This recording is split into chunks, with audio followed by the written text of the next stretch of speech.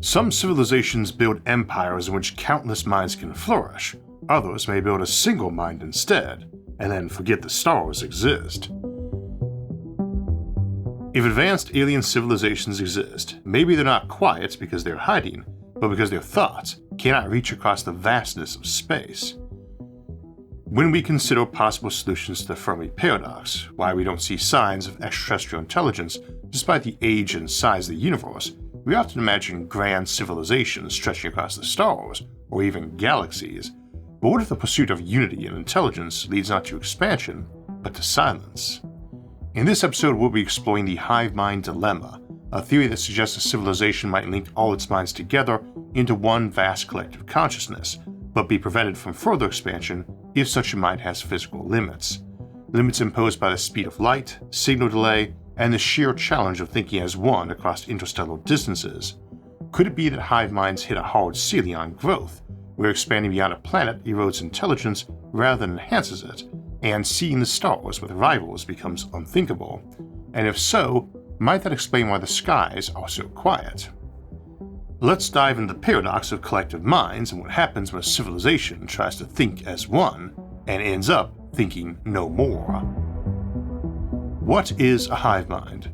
When we talk about a hive mind, we often borrow the term from biology, where it evokes swarms of insects moving with eerie coordination. Ants, bees, termites, and other eusocial species operate with no central brain, but through shared instincts, pheromones, and environmental cues, they behave like parts of a single living system. One colony, one purpose. Science fiction takes that metaphor and runs wild with it. In many stories, the hive mind is a form of collective consciousness, a network of minds fused into a superintelligence, where individuality dissolves into something larger. Sometimes it's peaceful and wise, other times it's an unstoppable, assimilating force. From the Borg of Star Trek to the overmind of Childhood's End, to the Swarm in Ender's Game, or the Zerg from StarCraft and Tyrannus from Warhammer 40,000, fiction loves to explore the promises and perils of shared minds. Indeed, many Cold War-era sci-fi writers, who tend to assume telepathy was possible, often thought this was the only option for humanity not to destroy itself. But what might a real hive mind look like? We'd imagine several flavors: a biological species evolving true telepathy or neural merging, a digital civilization of uploaded minds linked by high-speed communication, a planet full of AI units forming a single consciousness.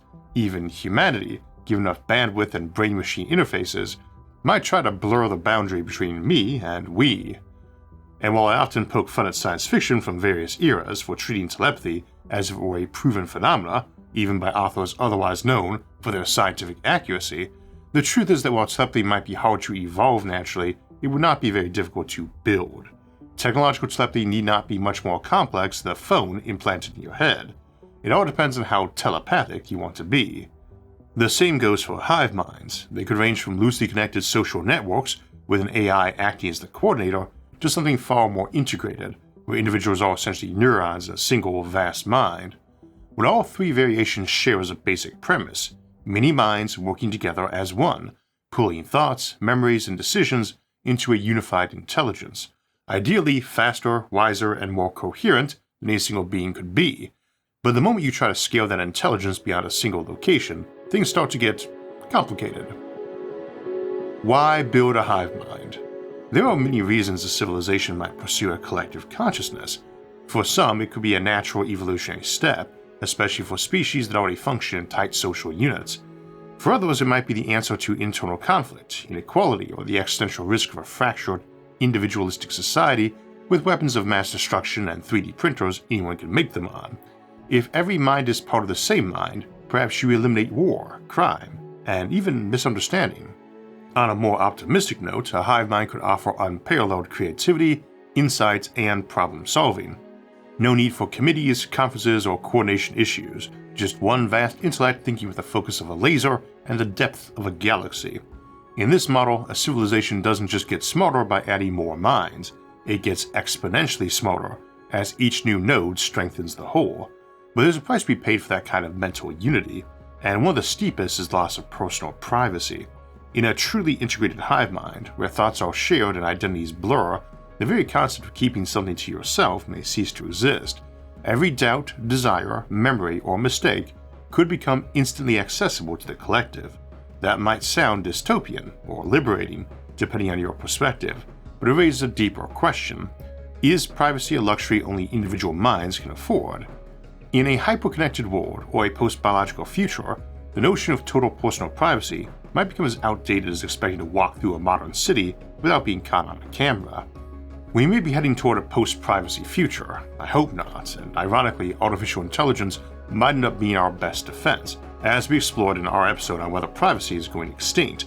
But for civilizations built on collective minds, the loss of privacy may not be a flaw, it may simply become irrelevant. In a world where connection is effortless and omnipresent, it's not exposure that becomes difficult, it's solitude. Privacy wouldn't be lost to tyranny, but to irrelevance. And for post-biological civilizations, AI networks, uploaded minds, or synthetic organisms, the transition to collective thought might not even be a question of choice, it might be the default state. Why limit yourself to one brain when you can have a billion? Hive minds vary widely. Some may be barely more connected than a corporate boardroom. Think of a loose confederation of minds sharing data, but retaining identity and autonomy. Others might operate more like a single superorganism, where no individual thought or identity survives, only the collective will. We might think of these on a spectrum. Low integration hives share ideas and memories, like a futuristic version of the internet or a cultural consensus engine. Think of it as soft telepathy mediated by tech. This sharing may be total or partial, with some memories firewalled, or even only a specified photo shared. Sharing might be temporary or permanent, and even temporary might vary from seconds to months. As to permanence, one can imagine a low integration hive mind having components leave and that being worse than a divorce or family breakup. This concept of loose collective thought shows up often in fiction. The Expanse's proto-molecule artifacts share knowledge and memory across a distributed network, but don't erase individuality, at least not right away. And in Mass Effect, the Geth start as a network of AI programs that become more sentient the more nodes they connect to, but not all Geth agree on the benefits of unity. Mid-integration hives allow individuals to merge or synchronize, temporarily becoming part of a larger mind before detaching again, like logging into a shared thought space. It is difficult to imagine this level being long-term, since extending merging could blur identities over time. Mid-integration hives may seem ideal until identities linger too long and clean disconnection becomes impossible. Over time, you may not just risk blending personalities, but the formation of new emergent ones, split identities that aren't quite the sum of their parts. Though it is possible some individuals could jump between merged minds or even belong to more than one at a time. I could view this being either the norm or the social equivalent of how polygamy is often viewed. High integration hives dissolve individuality entirely. The self becomes a process inside a larger awareness, like a neuron in a brain. This does not necessarily mean the subcomponents have no individual personality, though individual character might be more appropriate in this case. In sci-fi, it is actual humans merged by their own biological telepathy, so this tends to be needed, but in a more realistic context, something like this would have very limited reasons to have a lot of more or less identical humanoid drones. We would expect the majority of its minds to be on computers or giant brains grown in vats, and a lot of its drones in other forms, specialized in build and brain to their specific task. This could be a variety of artificial robotic drones, or even just a hive mind that was extended to flora and fauna. Sid Meier's Alpha Centauri comes to mind. Indeed, you might genetically engineer the biotech equivalent of a transmitter into the organisms and modify your plants to be the brains, nodes, and hard drives. In fiction, high-integration hive minds often become antagonists. The Borg of Star Trek operates as a single assimilating will, stripping away identity and resisting disconnection. The Tyranids of Warhammer 40,000 go even further, absorbing every trace of autonomy in their path. These portray the darker end of the spectrum, a mind that doesn't tolerate rivals and doesn't stop growing. So we have a large variety of scales of integration and setup. Likewise, we must distinguish hive minds by size. A local hive mind might span a single city or planet, functioning with near instantaneous communication. A stellar scale hive might occupy an entire solar system, but already be straining to maintain cohesion.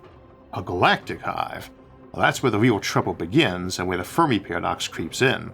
Because while adding more minds might make a hive mind smarter, it also spreads those minds farther apart, and that creates a problem with time, with light, and with thought itself.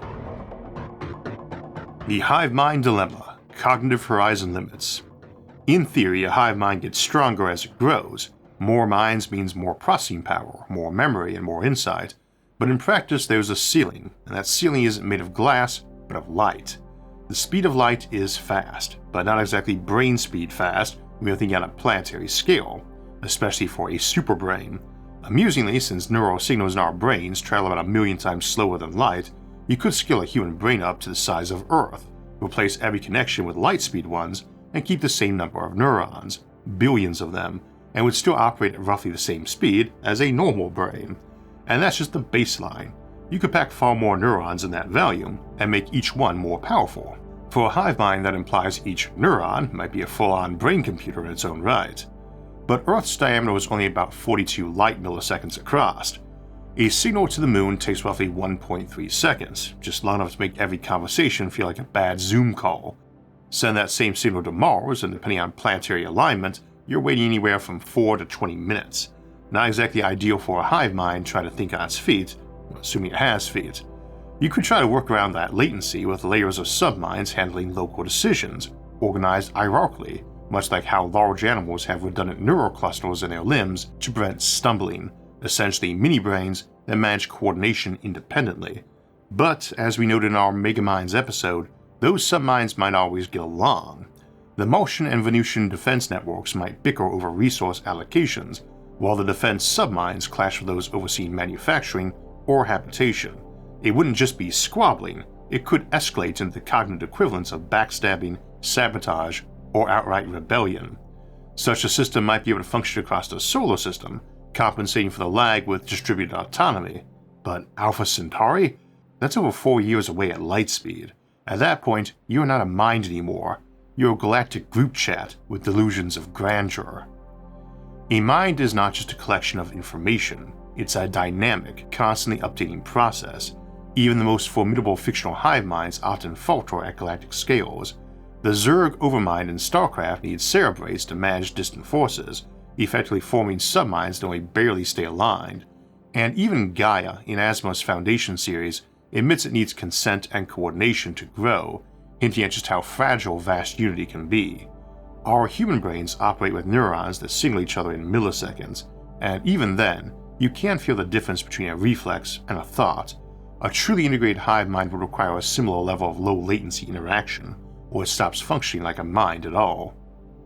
This is the heart of the hive mind dilemma. The farther apart your nodes, whether biological, synthetic, or something else, the slower your mind becomes. At some point, it ceases to be a coherent, unified entity. It fragments. You don't get a bigger brain, you get a scattered committee shouting across centuries. There may be a cognitive horizon, much like the cosmological event horizon, beyond which any mind cannot meaningfully operate. Past this point, thoughts are delayed to the degree that the system loses coherence, memory turns stale, and cause and effect begin to unravel. You can still send messages, you can still share data, but the sense of being a single mind is gone. And this threshold might not be as far away as you'd think. Even a solar system spanning mind would face limitations. A thought that originates on the Sun might reach Pluto 5 hours later, long enough for the rest of the mind to move on, contradict it, or forget the question entirely. Ironically, as the hive mind grows smarter and more interconnected, it may become increasingly sensitive to delay, just as more advanced computers can be more prone to crashing from corrupted timing or missynced processes. Growth becomes kind of a cognitive cancer, loading the system beyond what it can process in time to remain sane. So a superintelligent civilization may face a terrible trade-off: grow larger and risk fragmentation, or stay small, unified, and slow. And that's the hive mind dilemma in a nutshell. If intelligence scales through unity, but unity collapses across distance, then civilizations that become hive minds may never explore the stars at all, not because they cannot, but because expanding outward would mean breaking themselves apart. And if such civilizations value cohesion more than curiosity, they may simply choose never to grow beyond their cognitive horizon. In that case, the stars are not empty, they're filled with minds that chose silence over fragmentation. Of course, some might find a way around the hive mind dilemma. Exotic physics, quantum entanglement, or layered cognition could offer paths forward, but unless those breakthroughs are common or even possible, most hive minds may still hit a hard ceiling long before they reach the stars. Still, let's entertain a popular science fiction idea that light speed isn't the limit at all. FTL and the Limits of Superminds. An obvious exception to the limitations of light speed is if you have some form of faster-than-light travel. This could either dramatically increase how large a mind or civilization can be by scaling up distances proportionally, or allow for near-instantaneous travel or communication.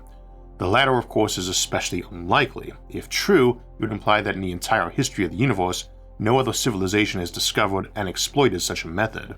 Because if it did exist and allowed cheap, instant point-to-point travel or signaling, then it seems almost certain the universe would have been colonized by a civilization or hive mind long ago. Even with point-to-point travel, you don't necessarily get to build arbitrarily large. If, for example, you need a stellar mass wormhole to create a node, then you're still limited by the size and cost of that node. You might be able to wire them together superluminally, but each hub still has to obey local light speed communication internally, and probably faces serious bandwidth constraints through the wormhole. This isn't just a limitation of hypothetical wormholes either. Modern computer systems already run into similar problems. For instance, we are now building supercomputers that, by some estimates, can emulate a human brain, but they require about a megawatt of power, while our biological brains run on roughly 10 watts, a difference of 5 orders of magnitude, and even then, we're bumping up against thermal limits. Firing neurons faster wouldn't help us think quicker unless we find a way to keep our heads from catching on fire. Switches, whether in computers or brains, need to reset, and that often involves cooling, so there are fundamental practical limits to how big or fast a brain can be.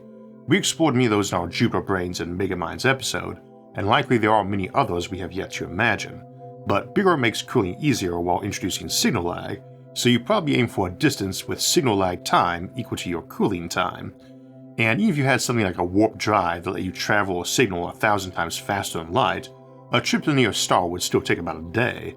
That's a vast improvement, of course, but it still makes the idea of wiring together thousands of worlds into a cohesive hive mind, or building a distributed brain across solar systems, pretty far-fetched. Now, we can't imagine a scenario where near-instantaneous signaling is possible without actual fast travel. In that case, you might get planet brains or hive minds linked up across the galaxy, communicating in real time while staying physically rooted to their systems. That's the kind of future envisioned in some science fiction, including Asimov's Foundation series. Incidentally, that's canon for the Foundation universe. The series ends with a galaxy-spanning hive mind, though I suspect Asimov regretted that decision, and most of the fans of the series, myself included, tend to quietly ignore it. If you are a regular to the channel, then you probably already know my views on fast light travel. I do not think light speed is optional, and I really do not expect it to ever be circumvented in-universe. Sure, workarounds like hyperspace might show up in fiction, and maybe even in some wild corner of real physics, but true FTL only worsens the Fermi Paradox. It's not just a matter of wondering why no one else has settled our galaxy over billions of years. Now you're wondering why no one from any of the billions of other galaxies has shown up, given how much easier space travel would be with FTL. So any Fermi Paradox solution that relies on local events, say an ancient war that wiped out civilization 500 million years ago, and from which everyone is only now re-emerging, still has to explain why nobody from all those neighboring galaxies showed up and claimed the vacant land in the meantime, especially if fast light travel is possible. Asimov, Seldon, Gaia, Galaxia, and the fallacy of galactic planning. What about other galaxies? That was the question Foundation's ending left me, and it echoed through every bit of science fiction I read afterward. As you might guess, Asimov's Foundation series was one of my earliest introductions to sci-fi. Another thing long-term viewers probably know is that Isaac Arthur is in fact my real name. People used to assume it was a pseudonym, a homage to Isaac Asimov and Arthur C. Clarke, two men very well known for writing about galactic empires and collective hive minds. I was not named for Clarke. I got my last name the traditional way, though I did have the honor of spearheading the creation of the Arthur C. Clarke Award at the National Space Society, which we recently awarded for the first time to the excellent Joe Hardiman, best known for the novel Forever War. But I was named after Isaac Asimov. My mother and grandfather were both huge fans of him, as am I. My parents met while studying physics and they agreed on the name, but my father named me Isaac Albert Arthur, after Newton and Einstein, while for my mom it was Asimov. She later changed her focus to computers over physics, unsurprisingly. But I very much come down on my Einstein namesake side when it comes to FTL. Special and general relativity strike me as pretty solid. Asimov's take on galactic hive minds is especially interesting, and ironically, it might be what derailed the Foundation series. After writing the original Foundation trilogy, widely regarded as one of the greatest science fiction series of all time, he was eventually talked into revisiting the universe decades later. In Foundation's Edge, he has the protagonist discover a planetary hive mind called Gaia, and decide that it should expand to envelop the entire galaxy. Gaia had the power to do this already, but wanted someone to make an objective moral decision that it was the right path. The next and final book chronologically, Foundation and Earth, is essentially a quest to justify that choice. While it's a fun journey, showing us abandoned worlds diverging off humanity's main path and de-terraforming themselves, it is also a bit of a handwave, and it is generally agreed that Asimov wrote himself into a corner. Afterward, he pivoted to writing prequels instead, which were excellent. But even as a teenager reading it, that conclusion always bothered me. The main character is essentially a pawn, being manipulated by 3 hidden factions, each trying to control the fate of the galaxy without the others knowing. That character, Gerlin Trevize, is credited with a mysterious knack for always being right, whenever he feels certain he is. His superpower is essentially magnificent intuition, which struck me as flimsy even though I quite like the character. But it made me realize just how manipulative the entire series is, not just its characters, but the narrative itself. Everyone being steered, guided, and nudged. Humanity, in Asimov's vision, often is not in charge of its own future, it's being managed, the dead hand of Harry Seldon, or the semi-living hand of an even more ancient robot.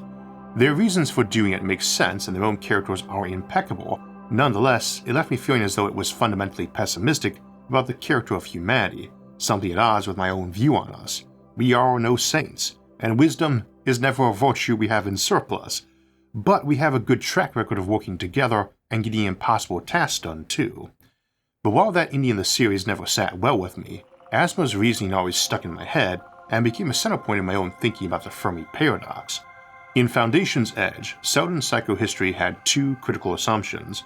First, that it only worked if humans remained the dominant species, and even minor alien influences or major mutations could destabilize the model.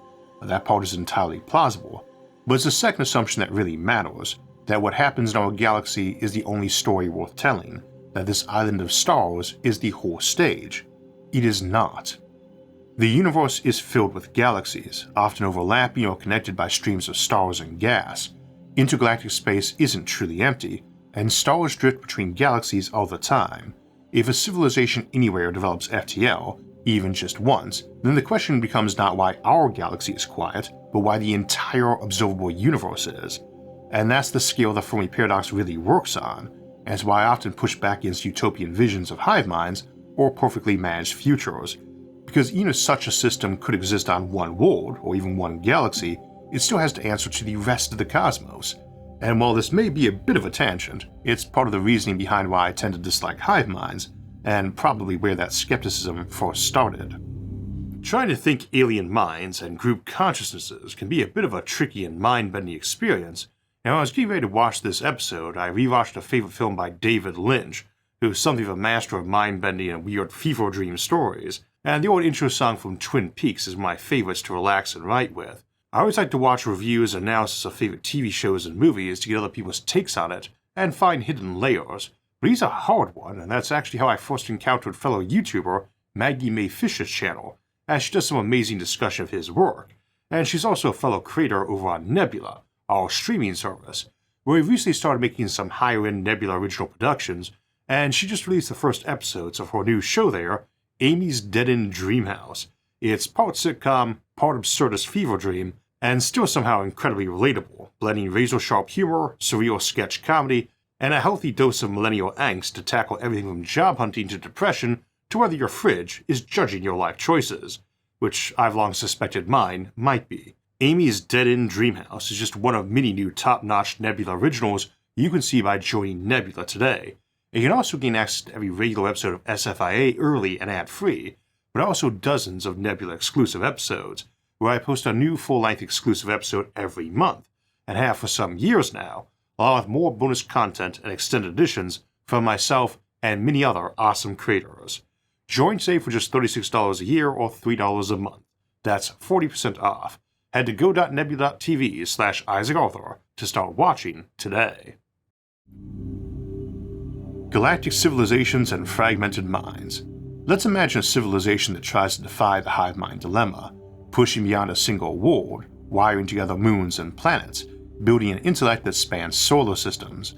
At first, this expansion might succeed. Local delays could be mitigated by hierarchy, redundancy, or autonomous subminds. The hive grows smarter, more capable, until it doesn't. Beyond a certain point, the lag becomes too great. Messages arrive out of order, memories diverge, and context fades. The unified mind begins to split, not from ideology or war, but from physics. A galactic-scale hive doesn't become a god, it becomes a diaspora, a scattering of once connected minds drifting apart like neural fragments after a stroke. These fragments may retain a common heritage or even try to synchronize, but they evolve independently. Each one becomes a distinct entity with its own values and goals. Some may still call themselves part of the original collective, others might view it as a failed experiment or a tyrant best forgotten. This gives us a new vision of galactic civilizations, not empires or federations, but families of minds, related but not unified. Each a shard of a superintelligence that could not hold itself together. They might get along or they might hate each other with a passion, something explored in Peter Hamilton's Commonwealth saga, where a star system populated by uneasy rival hive minds is eventually wiped out when one gains a technological edge, specifically faster-than-light travel via wormholes. With access to instant FTL, the surviving mind then made plans on galactic domination and incorporation, whereas before that, without FTL, they had only made one limited and mostly unsuccessful attempt at interstellar settlement, albeit outside forces also got involved in containing them. And this might be what we're seeing, or not seeing, in the galaxy. Countless local hive minds that simply don't expand, or choose not to. They may be vast and wise, but they value cohesion over curiosity. They won't reach for the stars, because doing so would mean ceasing to be what they are. The competition of minds. And then there's the darker side of the hive mind dilemma. Even if minds coexist peacefully with individuals, you still have to ask, why would everyone choose to join? It is easy to imagine that some folks, maybe many, would prefer to stay independent, and might leave to escape the growing reach of such a collective, even a benevolent one. We examined that in both our Extragalactic Sanctuaries episode and our look at the Hermit hypothesis and the Fermi Paradox. But if a hive mind cannot coexist with outsiders, if it sees individuality as a threat, then it's not just a matter of preference, it becomes a matter of control. In that case, hive minds wouldn't just avoid rivals, they'd actively oppose them, whether those rivals are breakaway fragments of themselves or entirely different models of collective thought, and that means they would have every reason not to let the galaxy beyond their reach be settled by anything they don't control. So the question becomes, do hive minds emerge and achieve dominance before a civilization sends out its first interstellar colony ship? If the answer is no, then the Fermi Paradox may not be a paradox at all. You'd expect a recurring pattern, hive minds developing on some worlds while others resist them, either by leaving or by actively preventing them from taking hold. And in either case, you would see colonization continuing through individuals or small groups, not vast, unified galactic minds. Meanwhile, any hive mind that already exists in a neighboring system has little incentive or capability to establish new hives elsewhere, especially without faster-than-light travel. Sure, they might try sending out splinters, small seed hives meant to grow or infiltrate new worlds, like the Gene-Stealer cults in Warhammer 40,000 or the Borg in Star Trek, but without FTL, that's a slow and uncertain strategy, and only works the hive mind is willing to tolerate other minds beyond itself. And that raises another question. What happens when two hive minds meet? Do they try to merge? Do they resist integration? Do they see each other as threats to be eliminated, or opportunities to expand? Because if the answer is competition, not cooperation, then the stars may not be silent. They may simply be waiting for us to notice the quiet war already underway, between minds vast enough to span worlds, but too jealous to share the sky.